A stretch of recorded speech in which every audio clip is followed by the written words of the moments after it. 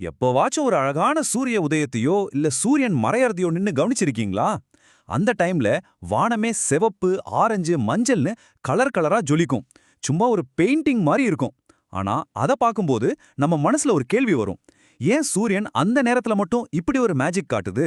வாங்க அந்த ரகசியத்தை இன்னைக்கு உடைச்சிரலாம். கேள்வி ரொம்ப சிம்பிள் தான். காலையிலயும் சாயங்காலமும் மட்டும் ஏன் சூரியன் சிவப்பா தெரியுது? அதுவும் இல்லாம ஏன் அவ்வளோ பெருசா தெரியுது? இந்த ரெண்டு புதிர்களுக்குமான விடையத்தான் நாம இப்போ தேட போறோம். சரி, முதல்ல சூரியனோட கலர் ஏன் மாறுதுங்கிற மர்மத்தை விடுவிப்போம். இது ஒன்றும் மேஜிக் இல்லைங்க. இதுக்கு பின்னாடி ஒளி பண்ற ஒரு சின்ன அறிவியல் விளையாட்டு தான் இருக்கு. நாம பாக்குறோமே, அந்த சூரியனோட வெள்ளை வெளிச்சம் அது உண்மையில ஒரே கலர் கிடையாது. அதுக்குள்ள வானவில் இருக்கிற அந்த ஊதா, நீலம்னு 7 வண்ணங்களும் ஒளிஞ்சிருக்கு. இந்த ஒரு விஷயம் புரிஞ்சா போதும், பாதி மர்மம் சால்வான மாதிரி தான்.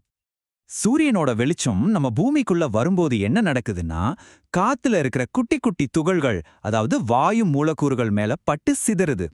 இந்த நிகழ்வுக்கு சயின்ஸ்ல பேரு தான் ரேலி சிதறல். இதுதான் சூரியனோட கலர் மாறுறதுக்கு முக்கியமான காரணம்.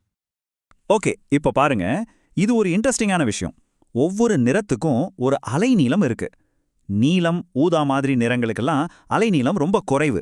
அதனால அதுங்க காத்துல ஈஸியா அதிகமா சிதறிடும். அதனால தான் பகல்ல நமக்கு வானம் நீலமா தெரியுது.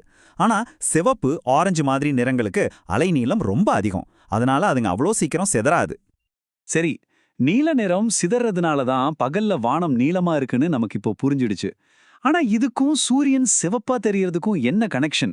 அந்த ரகசியமே சூரிய வெளிச்சம் நம்ம வளிமண்டலத்துல எவ்வளோ தூரம் டிராவல் பண்ணுதுங்கிறதுல தான் இருக்கு. இதை இப்படி யோசிச்சு பாருங்க. சூரியன் அடிவானத்துல இருக்கும்போது அதோட வெளிச்சம் நம்ம வளிமண்டலத்துல ரொம்ப தூரம் வரணும். அப்படி ரொம்ப தூரம் வர்ற வழியில இந்த நீலம் மாதிரி குறைவான அலைநீளம் கொண்ட நிறங்கள் எல்லாம் சிதறி போயிடுது.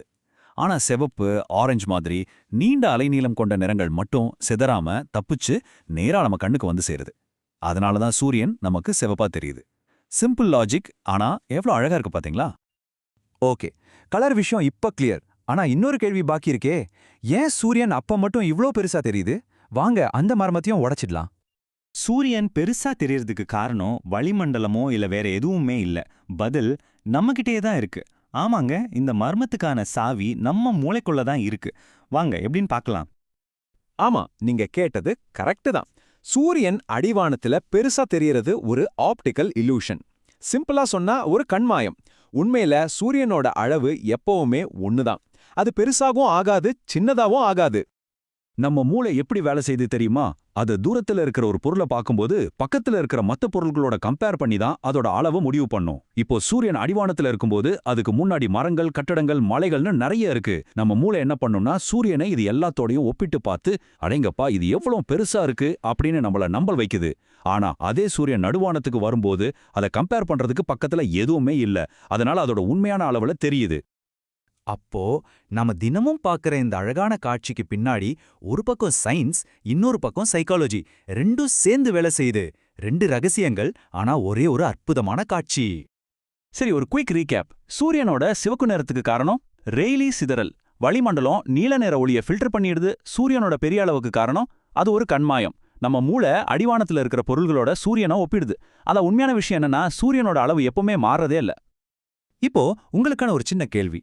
இந்த சூரியனை மாதிரியே நாம தினமும் பார்க்குற விஷயங்கள்ல வேற எதெல்லாம் நம்ம கண்ணையும் மூளையும் ஏமாத்துற கண்மாயையா இருக்கலாம்னு நினைக்கிறீங்க? கொஞ்சம் யோசிச்சு பாருங்க. சுவாரஸ்யமான பதில்கள் கிடைக்கலாம்.